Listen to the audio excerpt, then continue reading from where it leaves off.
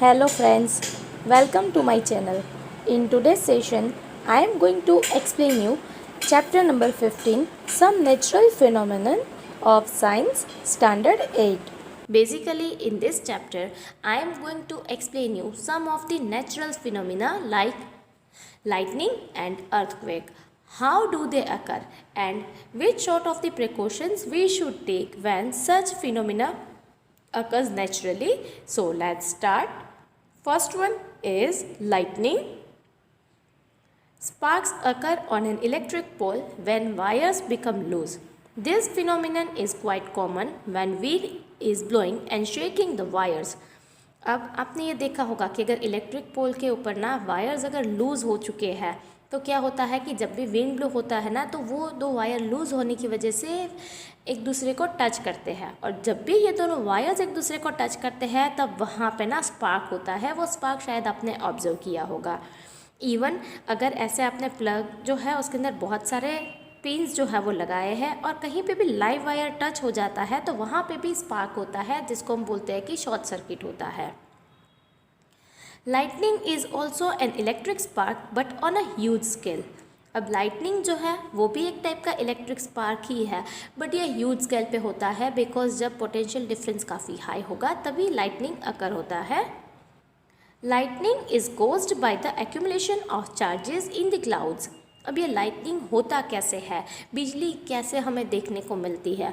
तो जनरली जब भी क्लाउड्स के अंदर जो भी चार्जेस है वो positive as well as negative charges जब एक्यूमुलेट होते हैं, इकट्ठे होते हैं, जब दोनों के बीच पोटेंशियल डिफरेंस काफ़ी हाई है तब लाइटनिंग होता है। A question may arise in your mind how, that I am going to explain you soon. The ancient Greeks knew as early as 600 BC that when amber is a kind of resin, was rubbed with fur, it attracted light objects such as hair. अब ancient जो Greeks थे उन्होंने 600 BC के time पे ही ये invent किया था कि अगर आप अंबर जो है, जो एक टाइप का रेजिन है, उसको अगर आप फर के साथ रब करते हो ना तो क्या करेगा कि वो आपके जो ड्राई हेयर है या तो लाइट पीसेस ऑफ पेपर है उनको अट्रैक्ट करता है। When we take off woolen or polyester clothes, our hair stands on end. If we take off these clothes in the dark, we even see a spark and hear a crackling sound. अब जब भी आप एक dark room में हो और specially winter में आपको ज़्यादा ऑब्जर्व करने को मिलेगा कि रूम पूरा डार्क है और अगर आप ब्लैंकेट ओढ़ के सोए हो तो जब आप उठते हो ना मॉर्निंग में तब आप जैसे ही ब्लैंकेट निकालोगे और पूरा रूम डार्क है तो आपको स्पार्क्स भी देखने को मिलेंगे और क्रैकलिंग साउंड भी होता है। इवन आप पॉलिस्टर के क्लोथ्स पहने हैं और जब आप क्लोथ्स चेंज करते हो तो आपके जो हेयर है ना वो पूरे स्टैंड हो जाते हैं, खड़े हो जाते हैं। इवन आपने बलून जो है वो चार्ज्ड बलून है, यानी कि बलून को आप फर के साथ ऐसे रब करोगे और आपके हेयर के पास लेके आओगे ना तो भी जो हेयर है ना वो ऐसे खड़े हो जाते हैं। ये ऐसा क्यों होता है, यहाँ पे ये अट्रैक्ट क्यों करता है? हमने ये मैग्नेट के अंदर ऑलरेडी पढ़ा है कि अगर दो मैग्नेट जो है वो सिमिलर पोलैरिटी के हैं तो एक दूसरे से रिपेल करते हैं और अपोजिट पोलैरिटी के हैं तो अट्रैक्ट करते हैं। तो यहाँ पे अट्रैक्शन क्यों है, that I am going to explain you. In 1752, Benjamin Franklin, an American scientist, showed that lightning and the spark from your clothes are essentially the same phenomena. अब 1752 के अंदर बेंजामिन फ्रैंकलिन जो एक अमेरिकन साइंटिस्ट थे उन्होंने ये prove किया कि जो लाइटनिंग होता है और हमारे बॉडी के अंदर जो ये स्पार्क्स होता है ना जब हम ब्लैंकेट या तो पॉलिस्टर के क्लॉथ निकालते हैं, ये दोनों का फिनोमिना सेम है, दोनों के पीछे रीज़न भी सेम है, principal is similar. Now how it occurs? It occurs by charging by rubbing. अब हम किसी दो चीज़ को रब करते हैं तो वो कैसे चार्ज होते हैं, that we are going to understand. For that, let's discuss one activity. Take a used ball pen refill and rub it vigorously with a piece of polythene. Bring it close to small pieces of paper. अब आपको क्या करना है, आपकी जो use हो चुकी है ऐसी रिफ़िल लेनी है आपको और उसको ना आपको पॉलीथीन के साथ एकदम से बराबर घिसना है। फिर उसको आप कहाँ पे लेके आओगे, स्मॉल पीसेस ऑफ पेपर के पास लेके आओगे and you will observe what would happen. Take care do not to touch the rubbed end of the refill with your hand और with a metallic object. But आपको ये चीज़ का बहुत ध्यान रखना है कि जिस पार्ट से आपने रब किया है ना उसको आप टच नहीं करोगे या मेटालिक ऑब्जेक्ट से टच नहीं करवाओगे। ऐसा क्यों? Because human being is also a good conductor. अगर हम टच करेंगे ना तो वो चार्जेस हमारे बॉडी के अंदर आ जाएगा, तो फिर आपको ये लॉ ऑफ अट्रैक्शन या रिपल्जन वहाँ पे ऑब्जर्व करने को नहीं मिलेगा। So we should take care of such things. When a plastic refill is rubbed with polythene, it acquires a small electric charge. Similarly, when a plastic comb is rubbed with dry hair, it acquires a small charge. These objects are called charged objects. अब क्या होगा, आपने जो भी plastic की refill थी उसको क्या किया था, पॉलीथीन के साथ रब किया, तो वो चार्ज होती है, उसके अंदर एक माइनर एक थोड़ा सा चार्ज आता है। सिमिलर वे आपने शायद ये एक्टिविटी की होगी, और अगर नहीं की है तो घर पे कर सकते हो कि अगर आपके जो बाल है ना वो ड्राई होने चाहिए, यानी कि वॉश्ड हेयर होने चाहिए, उसके साथ आप अगर कॉम्ब को थोड़ी देर के लिए रब करोगे और फिर उसी कॉम्ब को पीस ऑफ पेपर के नियर बाई लेके आओगे, तो क्या होगा, वो पीसेस ऑफ पेपर जो है ना वो कॉम्ब से अट्रैक्ट होते हैं। यहाँ पे आप देख सकते हो प्लास्टिक रोड के साथ ये जो भी पेपर्स है वो अट्रैक्ट होते हैं। सो ये जो ऑब्जेक्ट है, जैसे कि रिफ़िल है जिसको आपने रब किया पॉलीथीन के साथ, या तो जो कॉम्ब है जिसको आपने अपने हेयर के साथ रब किया था, तो ये ऑब्जेक्ट्स जो है उनको हम चार्ज्ड ऑब्जेक्ट्स बोलेंगे, बिकॉज उसके अंदर थोड़ा सा इलेक्ट्रिक चार्ज है। Now next is types of charges and there interaction. अब चार्जेस कितने टाइप के होते हैं और उनके बीच कैसा इंटरेक्शन होता है वो हमें देखना है। For that, we need to understand activities in two parts. First one is activity 2A. Inflate two balloons. Hang them in such a way that they do not touch each other. अब आपको दो balloons लेने हैं, दोनों को inflate करने हैं यानी कि फुलाने हैं, दोनों को ऐसे हैंग करके रखना है कि एक दूसरे को टच नहीं करना चाहिए। इट मीन्स डिस्टेंस जो है वो अप्रोप्रिएट रखना है। रब both the balloons with woollen clothes and release them. अब दोनों बलून को आपको क्या करना है, वुलन क्लॉथ से आपको दोनों बलून को रब करना है और दोनों को फिर रिलीज़ कर देना है। हियर व्हाट वी डिड, हमने दोनों बलून्स को सेम ऑब्जेक्ट से रब किया है, यानी कि दोनों के पास सिमिलर काइंड ऑफ चार्जेस होंगे, right. Now rub one refill with polythene, place it carefully in a glass tumbler using the tumbler as a stand. अब आपको एक रिफ़िल जो है ना उसको पॉलीथीन के साथ रब करना है और आपको ग्लास के अंदर रख देनी है। Glass is a poor conductor of electricity, इसीलिए हमने ग्लास को एज अ स्टैंड यूज़ किया है। यहाँ पे क्या था, सिमिलर चार्जेस थे। जैसे मैग्नेट के अंदर सिमिलर पोल्स जो है वो रिपेल होते हैं, सिमिलर वे यहाँ पे सिमिलर चार्जेस जो है वो भी रिपेल होते हैं। दैट्स वाई बलून एक दूसरे से दूर गया। अब यहाँ पे हमने पॉलीथीन ली है, राइट, कि सॉरी रिफिल ली है, पॉलीथीन के साथ रब की है। Then what we need to do, rub the other refill also with polythene. Bring it close to the charged refill. Be careful not to touch the charged end with your hand. अब दूसरी refill लेनी है, उसको भी हमें polythene के साथ ही रब करनी है, यानी कि वो जो भी सेकेंड रिफ़िल है वो भी सिमिलर चार्जेस एक्वायर करेगी। जैसे पहले टाइम केयर किया था कि आप जो भी चार्ज पार्ट है उसको टच नहीं करोगे, इस बार भी ये चीज़ का ख्याल रखना है और दोनों रिफ़िल को एक दूसरे के पास लेके आना है। And you need to observe it कि क्या होता है। बलून्स की अगर आप पोजीशन देखोगे तो we can say that they are going apart from each other, एक दूसरे से दूर जा रहे हैं, जिसको हम रिपल्जन बोलते हैं। Now next is activity number 2B। उसके अंदर क्या करना है, rub a refill and place it gently in a glass tumbler as before. Bring an inflated charged balloon near the refill and observe. अब हमने क्या किया है, ये जो रिफ़िल है वो कैसी है, चार्ज है, उसके पास एक बलून लेके आना है और ऑब्जर्व करना है। तो क्या होगा पता है, बलून जो है ना और रिफ़िल और बलून एक दूसरे से अट्रैक्ट होते हैं। Why it is so let's summarise the observations. हमने दो एक्टिविटी की है, दोनों को अब हमें समराइज करना है कि हमने क्या ऑब्जर्व किया।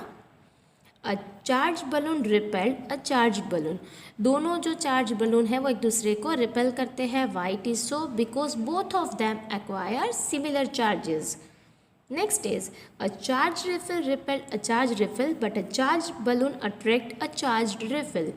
अब चार्ज जो रिफ़िल थी वो चार्ज रिफ़िल से रिपेल हुई। क्यों रिपेल हुई, बिकॉज वहाँ पे भी सिमिलर जो है वो एक दूसरे के पास चार्जेस है।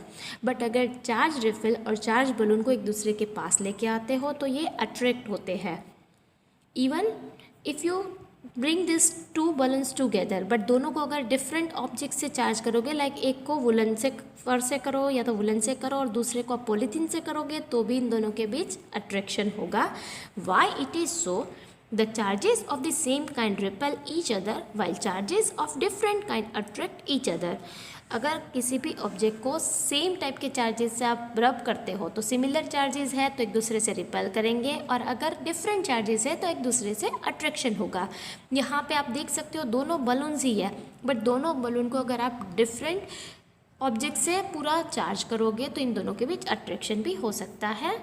Now next is the charge acquired by a glass rod when it is rubbed with silk as positive. अब अगर ग्लास रोड अगर आप लेते हो और अगर आप सिल्क के साथ उसको रब करते हो ना, तो वो पॉजिटिवली चार्ज होता है. When a charged glass rod is brought near a charged plastic straw rubbed with polythene, there is attraction between the two. अब आपने क्या किया है, ग्लास रोड लिया, उसको ना सिल्क के साथ आपने रब किया, वो पॉजिटिवली चार्ज है. अब आपने प्लास्टिक की स्ट्रॉ ली है, उसको पॉलीथीन के साथ की है सिल्क के बदले, राइट. तो यहाँ पे इन दोनों के बीच अट्रैक्शन हुआ. What does it mean? Definitely जो ग्लास रोड है और प्लास्टिक की स्ट्रॉ है, इन दोनों के बीच के जो भी चार्जेस है वो एक दूसरे से डिफरेंट होने चाहिए. सो कैन वी से कि अगर प्लास्टिक रोड जो है वो पॉजिटिवली चार्ज है, देन ग्लास रोड जो है वो पॉजिटिवली चार्ज है, देन प्लास्टिक की जो स्ट्रॉ होगी वो नेगेटिव चार्ज होगी, right. So plastic straw would carry a negative charge. Definitely answer is yes, because glass rod positive है, then plastic straw must be negative, then only there can be a force of attraction between them. अगर similar charges होते तो एक दूसरे से repel हो जाते ये दोनों. The electric charges generated by rubbing are static. They do not move by themselves. When charges move, they constitute an electric current. अब यहाँ पे हमने जो एक्टिविटीज़ डिस्कस की उसमें हमने ये देखा कि ऑब्जेक्ट्स को हम चार्ज कर सकते हैं, वो इलेक्ट्रिक चार्ज जो है वो एक्वायर करता है, बट ये स्टैटिक होता है, यानी कि वो खुद से मूव नहीं करते हैं. उनके नियर बाय कोई ऑब्जेक्ट लेके आते हो तो वो उसके साथ अट्रैक्शन या रिपल्जन होगा. सेकेंड थिंग इज़ वो अट्रैक्शन या रिपल्जन फ्यू टाइम के लिए ही रहेगा. After few minutes if you try the same activity with the same comb, तो उसके अंदर वो चार्जेस नहीं होगा, यानी कि वो स्टैटिक चार्ज है. अगर ये खुद से मूव करना शुरू कर दे तो उसको हम इलेक्ट्रिक करंट बोलते हैं. The current in the circuit which makes a bulb glow or the current that makes a wire hot is a motion of charges. Here you can see, जैसे स्विच क्लोज होती है तो यहाँ पे charges जो है उसका मोशन होता है. सो इलेक्ट्रिक करंट जो है ना वो स्टैटिक चार्ज नहीं है, that is moving charge. But जो हम यहाँ पे इफेक्ट की बात कर रहे हैं that is all about the static charge. Now next is transfer of charge. अब ये चार्जेस जो है वो ट्रांसफ़र कैसे होते हैं? For that, let's discuss one activity. Take an empty jam bottle. Take a piece of cardboard slightly bigger in size than the mouth of the bottle. अब आपको एक जाम की बोतल लेनी है और एक कार्डबोर्ड लेना है, बट कार्डबोर्ड जो है ना उससे आपको जाम की बोतल को कवर करना है. That's why it should be somehow bigger in size. तो अगर बड़ा होगा तो अच्छे से कवर अप हो जाएगा, right. Now next thing is pierce a hole in it so that a metal paper clip can be inserted. Open out the paper clip. अब आपको क्या करना है, जो भी आपने कार्डबोर्ड लिया है उसके अंदर एक होल लगाना है और आपको उसके अंदर क्या करना है कि मेटल की पेपर क्लिप जो है वो इंसर्ट करनी है. देन पेपर क्लिप जो है उसको ओपन आउट कर देनी है. Here you can see the diagram. यहाँ से आपने एक रोड डाला, यहाँ पे आपने एक क्लिप डाली है, right. Now cut 2 strips of aluminium foil and hang them on the paper clip. अब ये पेपर की जो क्लिप है उसके ऊपर क्या करना है, एल्यूमिनियम की फॉइल को आपको बेंड करके कट करके ऐसे हैंग करनी है. Insert the paper clip in the cardboard lid so that it is perpendicular to it. अब ये दोनों कार्डबोर्ड और ये क्लिप जो है एक दूसरे से परपेंडिकुलर होने चाहिए. Charge a refill and touch it with the end of the paper clip. अब रिफिल को आपने ना पहले चार्ज किया है और आपने यहाँ पे टच करवाई है पेपर क्लिप के पास. ये जो क्लिप है वहाँ से चार्जेस नीचे तक आएंगे, right. Then what would happen? Now touch other charge bodies with the end of the paper clip. अब चार्ज बॉडी को आपको टच करना है. Then what would happen? The aluminium foil strips receive the same charge from the charge refill through the paper clip. अब आपने क्या किया है कि एल्यूमिनियम की जो फॉइल स्ट्रिप्स रखी है ना दो, वो दोनों के अंदर चार्जेस नीचे तक जाएंगे, बट दोनों के पास कैसे चार्जेस हैं, सिमिलर चार्जेस है, राइट। और चार्जेस कहाँ से आए, पेपर क्लिप जो आप यूज़ करते हो that is also a good conductor of electricity, so वहाँ से चार्जेस एल्यूमिनियम फॉइल तक आए। अब एल्यूमिनियम फॉइल जो है वो एक दूसरे से क्या करेगी, रिपेल करेगी। Y it is so, because दोनों के पास सिमिलर चार्जेस है। The strip carrying similar charges repel each other and they become wide open. Such a device can be used to test whether an object is carrying charge or not. This device is known as an electroscope. अब आपने क्या किया, कोई भी charge body जैसे आप इसके near by लेके आओगे ना, तो अगर स्ट्रिप जो है यहाँ पे आपने जो एल्यूमिनियम की फॉइल्स रखी है वो एक दूसरे से रिपल होती है, इट मीन्स कि आपका जो भी ऑब्जेक्ट है वो चार्ज है। अगर फॉइल की पोजीशन चेंज नहीं होती है देन वी कैन सिंपली से कि जो भी ये आपने यहाँ पे ऑब्जेक्ट रखा है वो चार्ज नहीं है, दैट इज़ एन अनचार्ज ऑब्जेक्ट। और इस तरीके से आप जो ये डिवाइस यूज़ करते हो चेक करने के लिए उसको इलेक्ट्रोस्कोप बोला जाता है। Electrical charge can be transferred from a charge object to another through a metal conductor. अब यहाँ पे हमने क्या किया, ये जो ऑब्जेक्ट है राइट वो चार्ज था, पेपर क्लिप जो है that is a good conductor of electricity, so we can say that कि कोई भी अगर एक हमारे पास कंडक्टर है good conductor of electricity then उसके थ्रू चार्ज जो है वो हम एक जगह से दूसरी जगह पे ट्रांसफ़र कर सकते हैं। Touch the end of the paper clip gently with hand and you will find a change in the foil strips. They come back to their original state. अब आपको क्या करना है कि पेपर क्लिप जो है ना उसको आप जेंटली धीरे से टच करोगे तो एल्यूमिनियम की जो फॉइल है ना वो जो रिपल थी एक दूसरे से वो वापस ओरिजिनल पोजीशन पे आ जाएगी। ऐसा क्यों हुआ, because as I explain you earlier human being is also a good conductor. हमारा जो बॉडी है ना वो भी एक गुड कंडक्टर है, दैट्स वाई चार्ज जो है वो हमारे बॉडी के अंदर आ जाएगा। Repeat charging of foil strip and touching the paper clip. अब आपको वापस चार्ज करना है, वापस टच करके ये चेक करना है। What you would observe, the foil strip loose charge to the earth through your body, we say that foil strips are discharge. आपने जैसे ही टच किया, और आपको एक चीज़ का यहाँ पे ध्यान रखना है, आप यहाँ पे शू या ऐसा कोई पहन के नहीं खड़े रहोगे, बिकॉज अगर आप लेदर के शूज़ पहनते हो ना तो that is a poor conductor of electricity, तो पाथ कंप्लीट नहीं होगा। बट आप ज़मीन पे पैर रख के खड़े हो तो चार्जेस आपके बॉडी के थ्रू ना अर्थ पे चला जाता है, ज़मीन में चला जाता है। सो वी कैन से कि जो ये फॉइल स्ट्रिप्स है वो पूरी डिस्चार्ज हो चुकी है और ओरिजिनल स्टेट में आती है। The process of transferring of charge from a charged object to the earth is called earthing. अब हमने क्या किया, जो भी चार्जेस था उसको ट्रांसफ़र करके अर्थ में डाल दिया, ज़मीन में डाल दिया, इस प्रोसेस को अर्थिंग बोला जाता है। Now the story of lightning. अब ये लाइटनिंग कैसे होती है वो देखना है, लाइटनिंग से कैसे बचना है। एक चीज़ अर्थिंग से आप शायद समझ चुके होंगे, आपने अर्थिंग वर्ड भी सुना होगा कि घर के अंदर अगर अर्थिंग नहीं किया है तो कहीं पे लीकेज है ना तो आपको शॉक लग सकता है, that's Y earthing is very important. कैसे करते हैं वो मैं आपको आगे बताऊंगी, बट यहाँ पे अभी हमें स्टोरी ऑफ लाइटनिंग देखना है कि लाइटनिंग कैसे होता है। During the development of a thunderstorm, the air current move upward while the water droplets move downward. These cause separation of charges. अब थंडरस्टॉर्म जब होता है तब क्या होता है, एयर करंट जो है वो ऊपर की ओर जाता है और पानी के जो ड्रॉपलेट्स होते हैं वो नीचे की साइड आते हैं। ये प्रोसेस के अंदर चार्जेस जो है वो सेपरेट होते हैं, positive and negative charges separate हो जाते हैं। The positive charges collect near the upper edge of the cloud and the negative charges accumulate near the lower edges. There is accumulation of positive charges near the ground also. अब क्या होता है generally कि positive charges जो है ना वो cloud की अपर एज में जाते हैं और नेगेटिव चार्जेस जो है वो लोअर एज में जाते हैं। इवन पॉजिटिव चार्जेस जो है ना वो ग्राउंड पे भी होते हैं, यहाँ पे आप देख सकते हो ग्राउंड पे भी पॉजिटिव चार्जेस जो है वो एक्यूमुलेट हो चुके हैं, राइट। सो अपर एज पे पॉजिटिव है, बीच में नेगेटिव है और नीचे की साइड देखो ग्राउंड पे तो वापस पॉजिटिव चार्ज है। When the magnitude of accumulated charges become very large, lightning occurs. अब जब ये बहुत सारे चार्जेस ऐसे एक्यूमुलेट हो जाते हैं, इकट्ठे हो जाते हैं, तब लाइटनिंग होता है। हियर यू कैन सी कि ऐसे बहुत सारे क्लाउड्स होंगे जिसके पास पॉजिटिव एंड नेगेटिव चार्जेस हैं। ये क्लाउड्स के अंदर भी एक दूसरे के बीच में लाइटनिंग हो सकता है। इवन अगर ज़्यादा एक्यूमुलेट हो चुके हैं चार्जेस तो वो ग्राउंड तक भी अट्रैक्शन हो सकता है पॉजिटिव चार्जेस के टूवर्ड्स, बिकॉज यहाँ पे लोअर एज पे नेगेटिव है, अर्थ की जो ये ग्राउंड सरफेस है वहाँ पे पॉजिटिव है, सो दोनों के बीच अट्रैक्शन हो सकता है। Negative and positive charges meet, producing streaks of bright light and sound. We see streaks as lightning. This process is called an electric discharge.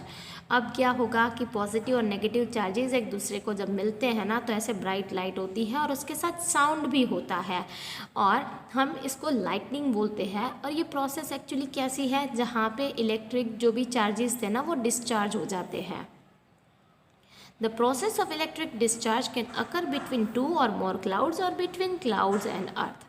अब ये जो इलेक्ट्रिक डिस्चार्ज की प्रोसेस यानी कि लाइटनिंग जो है वो दो क्लाउड्स के बीच भी हो सकता है as well as cloud and earth के बीच भी हो सकता है। Lightning strike could destroy life and property. It is therefore necessary to take measures to protect ourselves. अब ये जब लाइटनिंग होता है और अगर ये बिजली जो है वो नीचे गिरती है ज़मीन के ऊपर तो ये हमारी लाइफ और प्रॉपर्टी को काफ़ी सारा नुकसान कर सकता है। दैट्स वाई हमें प्रोटेक्टिव मेजर्स भी लेने हैं। अगर पहले के टाइम की बात करें ना तो अर्लियर टाइम पे लोगों को नहीं पता था कि लाइटनिंग कैसे होता है। उन लोगों को यही लगता था कि अगर हम कुछ पाप करते हैं तो भगवान जो है उनकी सज़ा देते हैं या तो भगवान हमसे बात करने के लिए ये लाइटनिंग होती है। बट दिस इज़ अ माइथ, ये ट्रूथ नहीं है। Hope you would have understood कि लाइटनिंग कैसे होती है। एज आई सेड कि इससे हमारी जो लाइफ है और प्रॉपर्टी है ये डिस्ट्रॉय हो सकते हैं। सो हमें कुछ प्रोटेक्टिव मेजर्स लेने चाहिए। What kind of the protective measures we should take, that I will explain you in the next session. Thank you.